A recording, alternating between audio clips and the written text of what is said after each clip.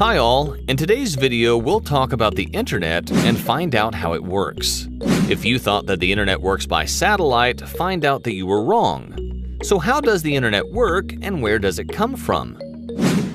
Before starting this video, don't forget to activate the subtitles and smash the like button.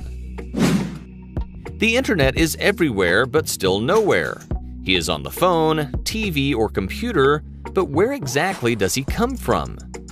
Every time you receive a notification, access a site, or send an email, the data is sent via cables that are found all over the globe and so reach the recipient. The data you want to access on the internet is very far away from you and is stored at companies such as Google, Facebook, or other hosting companies. From here, your data may be transmitted to you via a satellite. But this is useless because the bandwidth of a satellite is very limited and leads to long delays. So what's the solution?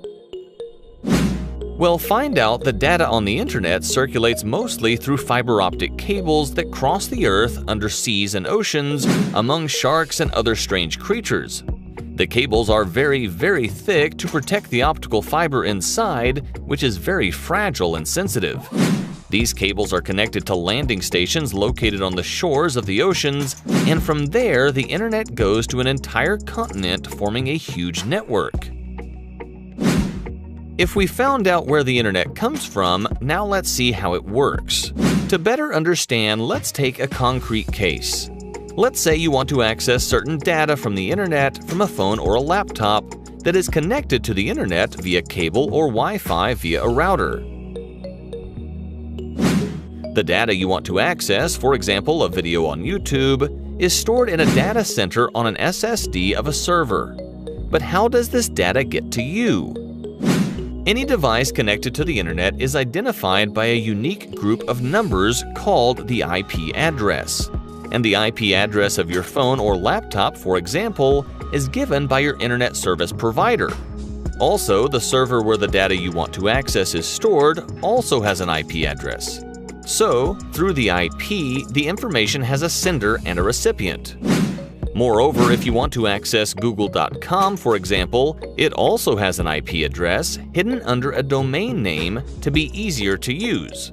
Because for us humans, it's much easier for us to remember Google.com than to remember numbers like 105.39.4.284. This is where DNS technology comes in, which works like a phone book. Specifically, DNS associates a name for each website IP address in the world. From here, this data request that you made is transmitted to the respective server and the data transfer to you starts.